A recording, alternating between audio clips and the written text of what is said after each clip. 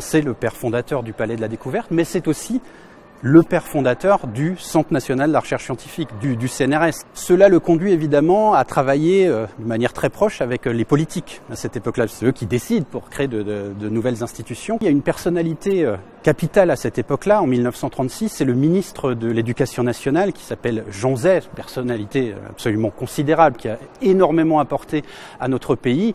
Et Jean Perrin va obtenir de Jean Zay un soutien sans faille, sans limite, et c'est grâce à lui justement qu'il va pouvoir créer ces différentes institutions, le Palais, le CNRS. Jean Zay, dans ses mémoires qu'il a rédigées en prison, là où Vichy l'avait enfermé sous l'occupation, avant de le faire d'ailleurs assassiner par sa milice en 1944, avait écrit que Jean Perrin n'avait pas de moyens oratoires et bredouillait à l'occasion. D'ailleurs, il a un bel exemple dans ses mémoires. Il parle en fait des obsèques nationales du commandant Charcot, qui est mort lors d'une de ses missions à bord d'un navire qui s'appelait le Pourquoi pas, et Jean Perrin, au moment de rendre hommage devant le président de la République, tous les corps constitués, en fait, bafouille et dit adieu illustre Charlot.